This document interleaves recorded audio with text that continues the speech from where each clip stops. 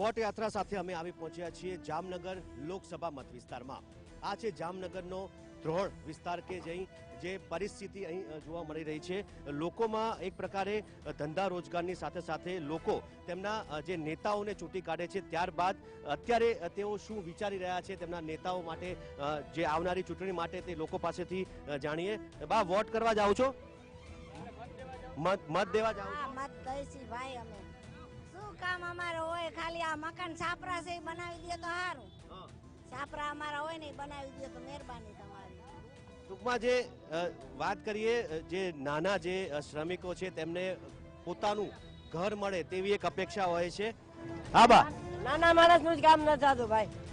હા, ગરીબ માણસ ભીખા મારી કિલો લેવી કિલો ખાઈ। સામાન્ય માણસની શું પરિસ્થિતિ છે અત્યારે? કારણ કે ચૂંટણી આવે છે, નેતાઓ તમારી પાસે આવશે, શું નેતાઓ પાસે શું તમે અપેક્ષા છે તમારી? નેતા પાસે અમારી અપેક્ષા એ છે રોડ રસ્તા પાણી પાણીની સગવડ મળે, રોડની સુવિધા મળે, સારું છોકરાઓને સારું શિક્ષણ મળે, પણ એ વસ્તુ તો કઈ છે નહીં યાર। વાતું જ છે બધા મોદીના રાજમાં હું વાતું છે, ખાલી ઊંચી ઊંચી વાતું। મકાન બનાવી દે 3.5 લાખના, 15 લાખ નું કીધું 15 લાખ દેશું, 15 લાખ નું આવ્યા, 3.5 લાખના બધાને મકાન દીધા, 2 હપ્તા આવ્યા, હપ્તા તો હવે આવતા નથી કઈ। એ ચૂંટણી પછી હપ્તા આવે, વળી મોદી લેવાનું, વળી હપ્તા આવે, બસ એ કરવાનું થાય છે, બીજું શું કરવાનું થાય? ટૂંકમાં જે પરિસ્થિતિ છે, લોકોને જે વચનો આપ્યા હતા તે હજુ સુધી પૂરા નથી થયા, તેનો ક્યાંક ને ક્યાંક તેમને અત્યારે રોષ છે। ધંધા રોજગાર મળી રહેશે ખરા અહીંયા? ધંધા રોજગાર નથી મળી રહ્યા। નોટબંધી પછી પૂરું થઈ ગયું। નોટબંધી પછી કાકા, લોકસભા ચૂંટણી આવવાની છે, તમે શું કહેવા માંગશો નેતાઓને? અમે શું કહેવા માંગીએ? અમે તો સારું કરે એટલું કહેવા માંગી છીએ। તો કેમ સારું થતું નથી? શું અત્યારે શું સારું દેખાય? રોડ માંથી બધા ઠીકડા જ છે, હાલતા ચાલતા રોડ માંથી બધા ઠીકડા જ છે। જે જોવો અહીંયા કયો જો હાલો કાકા, તમે મત આપો છો, પછી એની સામે પછી નેતાઓ એટલું પ્રજા સામે જોવે છે ખરા? જોવે સારા કામ કર્યા। શું સારા કામ કર્યા? હારા રોડ રસ્તા હંડુ સારું જ કર્યું, શું નથી કર્યું? સહાય માણસોને સહાય આપે, હંડુ આપે, સારું જ કર્યું। આવું જોઈએ, મોદી જ આવો જોઈએ ને મોદી। ધ્રોલમાં સારામાં સારા ધ્રોલ નગરપાલિકામાં વિકાસના રોડના કામ કર્યા છે, પાણીની સારી સગવડતા છે। પાછા પૂનમબેન જ આવવાના છે અને મોદી જ આવવાનો, બીજું કોઈ નહીં આવે। મોદી પૂનમબેન તો ઉમેદવાર જાહેર થઈ ચૂક્યા છે, કોંગ્રેસમાં હજી નક્કી થયું નથી, પરંતુ એના અમે ઉમેદવાર નથી કોઈ। વરરાજો ક્યાં? વરરાજા વગર નહીં જાય।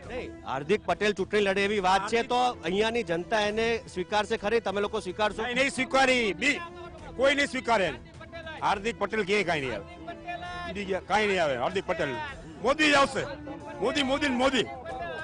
ટૂંકમાં જોવા જઈએ તો અહીં જે હાર્દિક પટેલ જે સંભવિત ઉમેદવાર છે તેને લઈને પણ ઘણો ઉત્સાહ છે, તો નરેન્દ્ર મોદી જે કામો કર્યા છે તેને લઈને પણ ઘણો બધો ઉત્સાહ અહીં જોવા મળી રહ્યો છે। બેન, ક્યાંથી આવો તમે?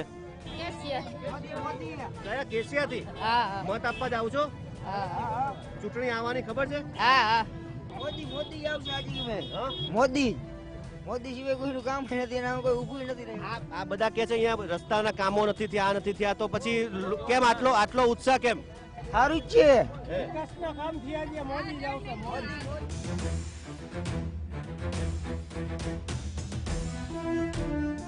અહીંયા આ ચોરા ઉપર જે ચર્ચા ચાલી રહી છે, કદાચ ચૂંટણીની ચર્ચાઓ આ બધા બેઠા છે તે કરી રહ્યા છે। ચૂંટણી આવી રહ્યા છે, તમે તૈયાર છો મતદાર તરીકે? મતદાન તો દેવું જ પડે ને, મતનો અધિકાર તો છે જ ને આપણે, બરાબર? મત તો એ તો દેશું, એ તો ગુપ્ત મતદાન છે, ગમે એને દે, બરાબર ને? એ તો કઈ એમાં બીજો ભાંડછોડ થાય એમ નથી। તમારા મત લઈને જાય પછી નેતાઓ કામ કરે છે ખરા પ્રજાના? આમ મત છે ને, મત દઈ અમે, બરાબર? નેતાઓ ચૂંટાય છે, બરાબર, અમારા મતથી, પણ નેતાઓમાંથી એલાન કરે છે, નીચલા જ અધિકારીઓ કામ નથી કરતા, બરાબર? અત્યારે અહીંયા જો ભાજપની જ નગરપાલિકા છે, બરાબર? અત્યારે તો આ તમે જોઈ લ્યો, અત્યારે આમાં ક્યાંય છે સુવિધા? ક્યાંય આ ટ્રાફિક કેટલો છે, સુવિધાઓ નથી મળતી। ભાઈ વેચાઈ જાય છે, ગયો 4 કરોડ 5 આમાં મોદી ખરે શું પૈસો બનાવી? તમે તો ઘણા વર્ષો જોયા, નેતાઓની આવન જાવન જોઈ, અત્યારે કેવી પરિસ્થિતિ છે જામનગરમાં? જામનગરમાં પરિસ્થિતિ વિકટ પરિસ્થિતિ છે, પાણીની બધી પરિસ્થિતિ છે। અને જે કાંઈ મોદી સાહેબે યોજના કાઢી, ઉજ્જવલા યોજના ગેસની, એમાં શું કર્યું સાહેબે? પેટ્રોલિયમ કંપનીને લાભ કર્યો। 20 રૂપિયાનું 25 રૂપિયાનું લીટર કેરોસીન બંધ કરી અને 50 રૂપિયાનું કિલો ગેસ ઘરમાં ખાલી દીધો, ગરીબોના ઘરમાં। કોઈ ગરીબ લઈ શકશે? 1000 રૂપિયાનો બાટલો ન લઈ શકે। આંખોમાં ધોવાણા બંધ નથી કર્યા પણ ધોવાણા કાઢી દીધા આ મોદી સરકાર. ઉજ્જવલા યોજનામાં ફાયદો નથી, એ ગેરફાયદો જ છે. 25 લીટર કેરોસીન બંધ કરીને 50 કિલો ગેસ ગાળી દીધો ઘરમાં. બરોબર, એટલે જે યોજનાઓ છે, જે સરકારી યોજનાઓ છે તેનો પૂરતો લાભ નથી મળતો, તેનો ફાયદો નથી થતો તેવું પણ ઘણા લોકો કહી રહ્યા છે. પરંતુ સાથે સાથે જે માની લો કે કોંગ્રેસને મત આપ્યા હોય તો કોંગ્રેસના નેતાઓ પણ પક્ષ પલટો કરીને ભાજપમાં જતા રહેતા હોય છે, તેનો પણ તેમને ક્યાંક ને ક્યાંક અસંતોષ અહીં જામનગરમાં જોવા મળ્યો છે.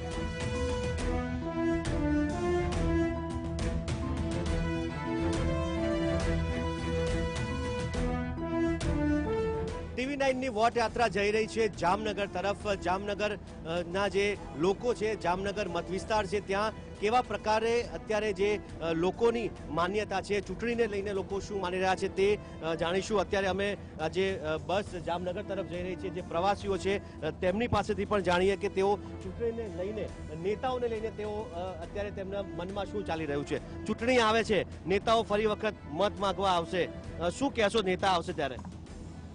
નેતાનું તો એવું છે ભાઈ, આમાં તો રોજગાર મળે એ જ મહત્વનું.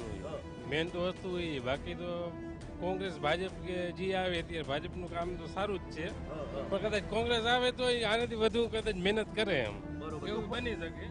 નેતાઓને ખાસ શું કહેવા માંગશો? કારણ કે દર 5 વર્ષે આવતા હોય છે, તમારે એક જ વખત આવો તો તમારી પાસે. ના, મોદી રાજમાં તો બધું સારું જ છે. મને લાગે તમે જે મત આપો છો તેના આધારે ટૂંકમાં તેની સામે જનતાને સાચું એક સુવિધા હોય, સાચું તેનું વળતર મળે છે એવું લાગે છે? અમુક નેતા તરફથી મળે છે, અમુક તરફથી નથી મળતું. અને પ્લસ હું તો જામનગરમાં રહું છું અને જે જીજે હોસ્પિટલ છે એની આગળ તો એટલો બધો કચરો હોય છે કે એ તો પોસિબલ જ નથી. તમે હોસ્પિટલની આગળ એટલો બધો તમે કચરો ત્યાં ક્લીન ના રાખો તેનો તો કોઈ મિનિંગ જ નથી ને. ટૂંકમાં જે સામાન્ય જે જનતા છે, આમ આદમી છે, તેમને પૂરતી સુવિધાની સાથે સાથે તેમના કામ થાય. ભલે સરકાર યોજનાઓ ગમે તેટલી તે અમલમાં મૂકે, પરંતુ સાચા અર્થમાં તે યોજના અમલી થાય, લોકોને સાચા અર્થમાં તેનો લાભ મળે તેવું આમ જનતા ઈચ્છી રહી છે. અને ચૂંટણીમાં હંમેશા જનતા તે જ ઈચ્છતી હોય છે કે તમે જે તેના નેતાને જે તે ચૂંટી કાઢે છે તે તેમની સાથે રહે, તેમના સુખ દુઃખમાં સાથે રહે. પરંતુ અત્યારના માહોલમાં નેતાઓ જનતાની આ વાતને કેટલી સમજે છે તે પણ એક મોટો સવાલ છે.